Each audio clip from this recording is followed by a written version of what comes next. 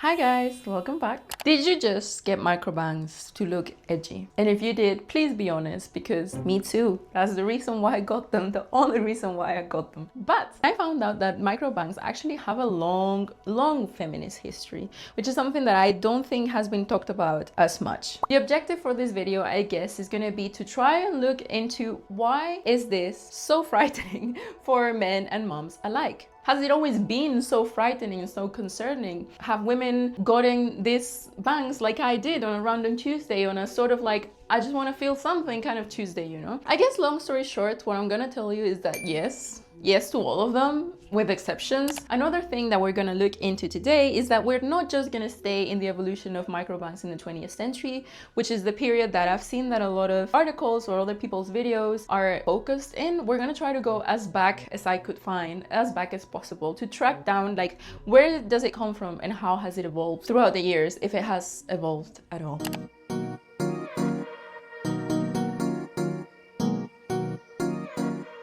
Let's do a little bit of a recap of the 20th century though. Most articles will tell you that the microbangs sort of happened in the 20s with actresses like Louise Brooks and stuff like that. Then the microbangs sort of left and they came back with Audrey Hepburn, and that sort of started getting more popular. It came back with a pin-up style as well, very related to the 50s. And it had a major comeback during the 90s with the whole like grunge and punk era. Girls were trying to break away from classic femininity, and for some reason, again, these microbangs have always been hated by everyone. So it was sort of like a way of facing those very rigid and boring standards. But like I said, the story goes much further back. Even though we will eventually talk about the Victorian era, the time in history where these bangs were acknowledged as such in the media and in the public opinion, and they were given a name and they were scary as fuck to everyone, we have to focus for a little bit in the history of my country, Spain. Chapter 1. The history of microbangs in Spain. I'm sorry I'm reading, it's just that this video is very fact heavy, so I don't want to get anything wrong. It turns out, and I think I can say that microbangs have had a life of its own in Spain.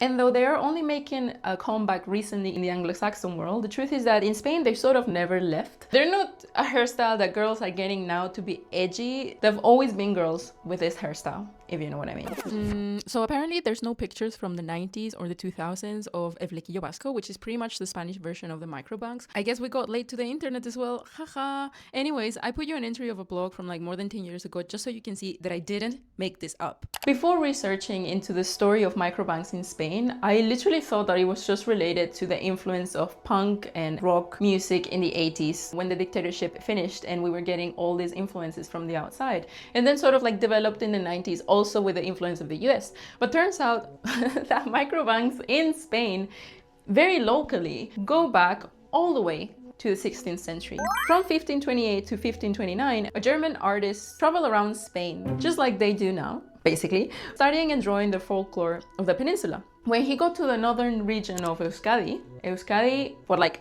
international people that are listening, is like the Basque country where the cheesecake comes from, maybe you know it from that. He realized that the ladies of that region were rocking a really odd and particular hairstyle. I have to say also that it was not the whole community or like region, because it wasn't a community back then, of Euskadi that had this hairstyle. It was very localized in Vizcaya, which is a region inside of Euskadi, which is a region inside of Spain. That hairstyle, and this is the part that it's really cool, was a shaved crest on the top of their head with a ring of hair around the head and two long strands on the sides next to the ears. That's sort of like the hairstyle that I was wearing before I took it off. I don't know why I did that. The short hair around the skull made the illusion of really short bangs that cut right in the middle of the forehead. But to understand the meaning of it, we have to go like to 1 century after this, when this guy, Sebastián de Covarrubias, yes, on his book Tesoro de la Lengua Castellana o Española, talks about these women with half-shaven heads. Let me tell you who these women were, because not every woman had this hairstyle.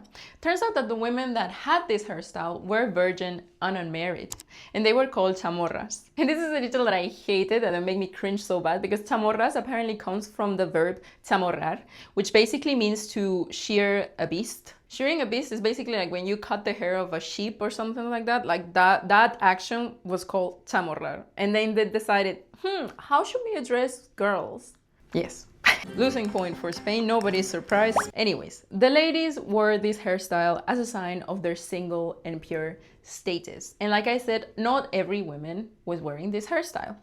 Married women had to cover their hair, and then there was a particular head cover for women who had sinned, who were married but had sinned, or who were single and had sinned. Anyways, if you had sinned, you had to wear a headscarf that was green and black. Green in signs of hope and black in signs of sin. So basically, no matter who you were, married, unmarried, or a slut, because that was the only three types of women, I guess, you were marked when you were walking around the town. Everyone knew what was your status. So apart from this horrifying way of marking women like a goat, you'll be surprised to know that this wasn't the main reason. Or at least that's what I read.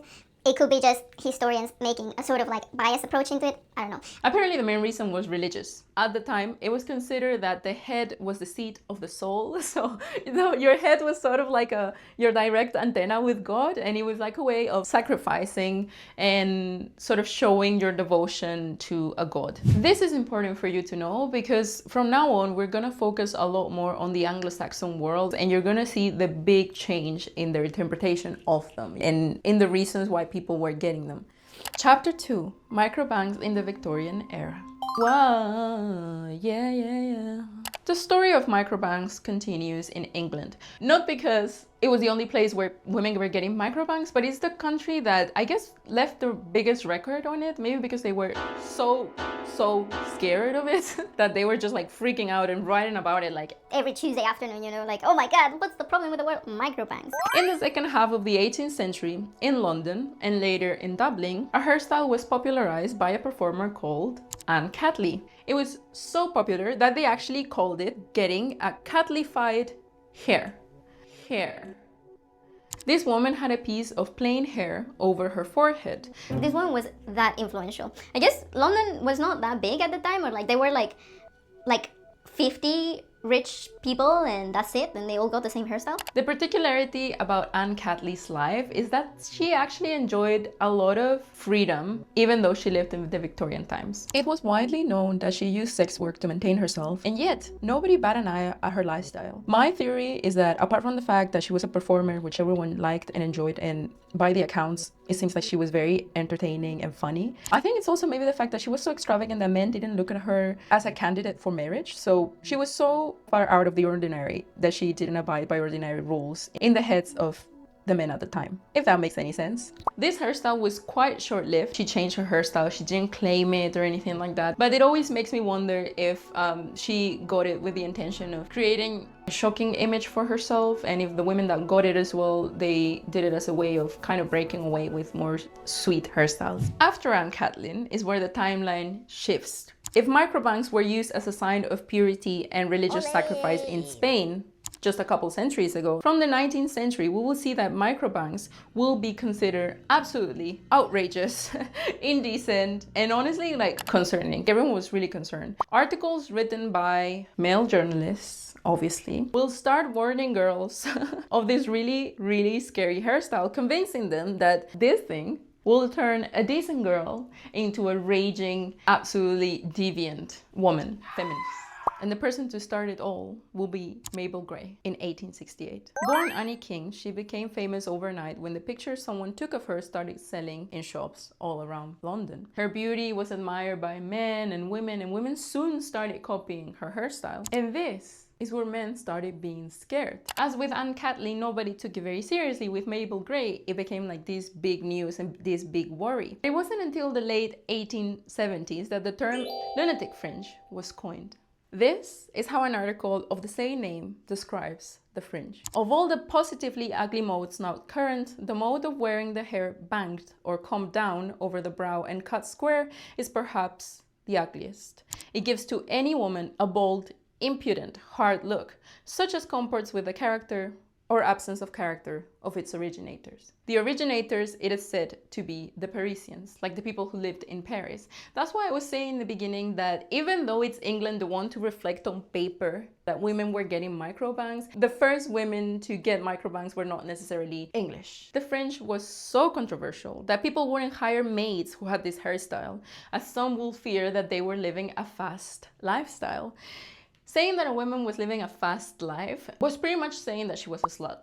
You know, and people didn't want to let someone with that style come into the house because, oh my God, what would she do with the kids? Why was this fringe so rejected? The reason was that it was considered a radical choice of self-expression outside of the accepted beauty norms of the Victorian era. Women who got this hairstyle, they were committing to an individuality and were sort of breaking away with the long forehead, soft features that was popular at the time. More than anything, they were breaking away with the set beauty norms that I guess men, women sort of had agreed that were beautiful. They committed to look like they had a fan over their forehead or to look like a poodle. This lasted for so many years that in 1893, the activist Haryot Holt Cahoon, the baddest bitch in the whole world and baddest bitch in that island that we call the UK, replied to the male fear of microbangs with a chapter in her book, What One Woman Thinks, which I think is a pretty badass title when you think about the fact that at the time, nobody cared what any woman thought.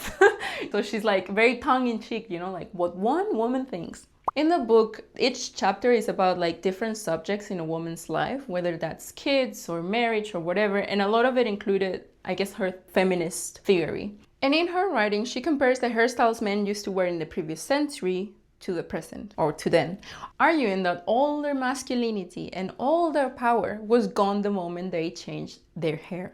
And she says the following: he, referring to men, lost a strong point when he ceased to part his hair at the back of his head. He has been growing more yielding and docile ever since he changed the style of his back hair. The short-haired woman has never been liked by men, for the reason that they feared she would live up to her hair. But short hair never did for the gentle sex what banged hair did. Did the conservative opponents of the advancement of women but understand the fortress, they will lose no time in instituting a crusade against banged hair. Basically what Haryot was doing was mocking the correlation that men were doing in between a woman's bangs and her rogue personality in that particular order, as if it was hair that was making you be rebellious instead of, I don't know, your feminist awakening, you know what I'm saying? And in the same way that men lost their masculinity when they decided to style their hair differently, women went insane the moment they cut their bangs. It's so brilliant. You need to read the text. It's like so smart and brilliant. It's too smart, but brilliant. Chapter 3, the 20th century. The microbangs continue to be quite, not the most popular, but quite a popular hairstyle during the Victorian era. Women continued to get them even though they were such and such labels attached to them. It sort of died down with time and then it came back in the 20th century with the 20s. Like I said, the 1920s were a time where women were being more disruptive, when it was all about being able to move, to dance, to go out partying. And it was also about getting attention, not so much just blending in and being a good girl like during the Victorian era. You could say, I guess, that it was slightly political too. Then in the 50s, they sort of become accepted with Audrey Hepburn. And then in the 90s, they become political again. Like I said in the beginning, it was a way for women to get away from classical feminine hairstyle. And it was again a wink to punk culture and sort of like this DIY aesthetic as well. I think the fact that these bangs, you can just cut them at home with a pair of scissors and maybe a little comb if you want to be precise. It's part of the reason why they're so hated. Well, wait, no, let's talk about that later. This part of history, the 20th century, you're gonna find a lot of things online. That's why I didn't focus on it so much. Chapter 4. It's chapter 4. Sorry. Conclusion. Microbangs were and are disruptive in the sense that they do not seek a balanced face proportion. I think they look amazing, don't get me wrong, but the point of it is not to achieve beauty per se. It's almost like their uselessness and their loudness are sort of annoying. And I mean useless in the sense that they're not there to hide anything. Like there's not much you can hide with, you know, even shorter version of the microbangs. They're not there to create perfect proportions of your face and to compensate. If anything, they're probably breaking your proportion because they're very eye-catching for some reason. I don't know what it is about them, but they don't create softness. They don't create cuteness. Instead of a perfect curve, it's just more like a straight line across your head. They are edgy, they are alternative, and they're sort of odd. And in that oddness, that is the beauty, right? It's ugly as beautiful, odd as beautiful, unusual as beautiful, unique at the end of the day. And even though they are popular and a lot of us are getting microbangs and it's becoming like this thing, they should never stop to be unique and they will never stop to be unique, even if we're getting more and more used to seeing them around. I want to add a little more, which is that when you come to Spain, like I said, our history with microbangs never really ended. It wasn't just about fashion, it was a constant. again, depending on which regions on Spain you're talking. I think microbangs have been a lot more political, like during the 90s, the 2000s, the 2010s. They were very tied to a specific political movement, which it doesn't mean that everyone who had microbangs had an affiliation with these political movements, but it was definitely an influence and it was very stereotyped. I'm not gonna get in there. It has a lot of details that if you're probably not from Spain, you don't care and you won't understand entirely. But what I want to say is that if you just got microbangs to be edgy like me, I hope that now you will know the social weight that this hairstyle has had throughout history, when it should have been just that, a silly little hairstyle. Did I do well? I hope I did well. I don't know. I feel like I'm a bit jittery. Guys, if you enjoyed this video, if you enjoyed this kind of content, which is pretty much just a lot of women related content, women's history or feminist films, just kind of random stuff, you can check my channel to see. Please like and subscribe. It really helps when you subscribe. It really makes me happy. As you can see, I'm working on my background. I didn't have like a proper place to film, but now I'm slowly like building it up with things that I like, pictures that I've taken. If you think I can make any improvements, please do tell, and please comment. I love to hear your comments. How is life going with your microbangs? Are you wondering if you should get them or not? I've seen a lot of like videos of people being like, oh, will it suit me? I have this shape of face. Just get them. If they look bad, they will grow. You know, it's just a hairstyle. The world won't stop. You can always just pin it to the side with a cute pin, which looks really nice as well. Just go ahead and get them. Just be free. Be like Haryot. Be like the chamorras in Spain in the 16th century. Be like all these women. And please, let's keep getting microbangs. Bye bye.